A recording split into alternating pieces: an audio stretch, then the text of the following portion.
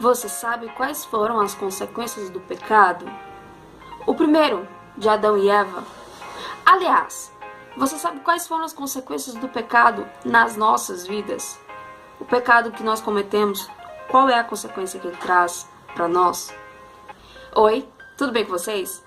Hoje eu vim falar de pecado, as suas consequências. Mas antes de dizer quais são as suas consequências, eu gostaria de dizer o que é pecado. Pecado é tudo aquilo que transgride a lei de Deus. É tudo aquilo que vai contra os mandamentos de Deus. É toda desobediência ao que o Senhor nos passou. Tudo aquilo que o Senhor nos pede que nós façamos e nós vamos contra a isso. Nossa passagem base será em Gênesis capítulo 3, versos 7, 8 e 12, que diz assim: Então foram abertos os olhos de ambos e conheceram que estavam nus, e coseram folhas de figueira, e fizeram para si aventais. E ouviram a voz do Senhor Deus, que passeava no jardim pela viração do dia. E esconderam-se Adão e sua mulher da presença do Senhor Deus, entre as árvores do jardim. Então disse Adão: A mulher que me deste por companheira, ela me deu da árvore, e comi. Tanto para o pecado primeiro, quanto para o pecado em nossas vidas, todas as vezes que nós pecamos, a consequência é a mesma. Primeiro, nós temos o conhecimento do mal adquirido por aquilo que nós vivemos. Nós vivemos algo que não agrada a Deus e logo temos plena consciência de que aquilo é mal, porque é contra aquilo que Deus nos passou. E quando nós fazemos isso, desobedecemos a Deus, nós sentimos vergonha. O pecado traz a nós vergonha e culpa, porque era-nos pedido algo e nós fizemos o contrário.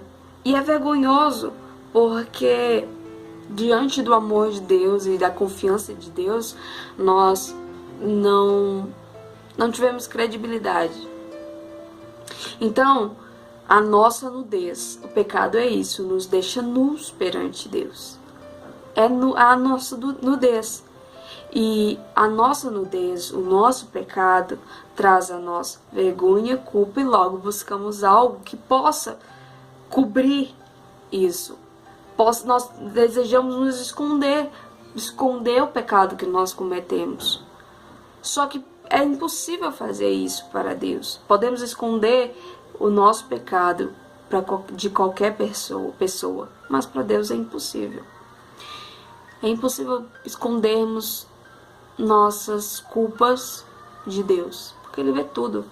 E o pecado nos traz medo da presença de Deus, medo da consequência, do castigo, do preço do pecado que nós cometemos. Então, quando nós temos medo de estar perante Deus, de encarar a nossa culpa, de encarar que nós desobedecemos a Deus, nós perdemos a comunhão com Deus. Perceba, toda vez que nós fazemos algo de errado e sentimos culpa, vergonha, nós nos sentimos constrangidos de estar perante Deus.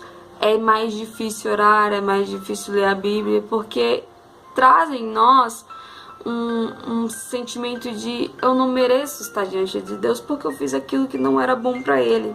Então, nós muitas vezes nos põe em uma situação de vítima e não nos responsabilizamos. Nós culpamos algo, alguma coisa, alguém por ter cometido pecado.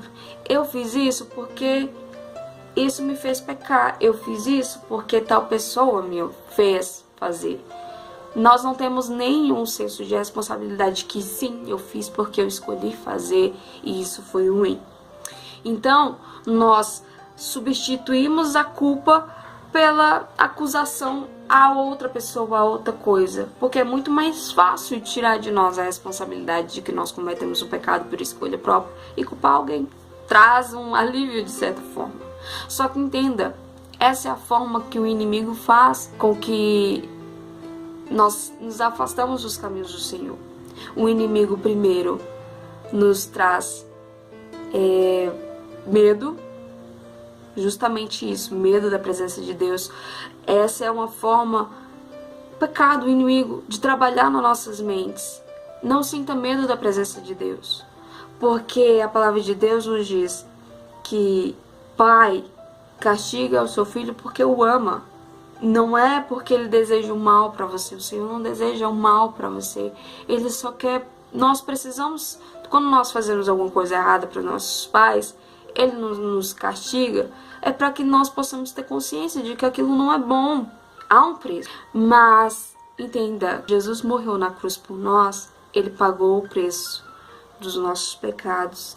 Então agora não há mais culpa, não há mais vergonha, não há mais por que ter medo, porque nós podemos chegar diante de Deus e dizer: Senhor, perdoa-me, com verdadeiro arrependimento. Estar diante de Deus e dizer: Senhor, eu me arrependo do que eu fiz. Me faz uma nova criatura, torna em mim um coração contrito, quebrantado. Salmo 39 é um dos salmos que eu mais medito.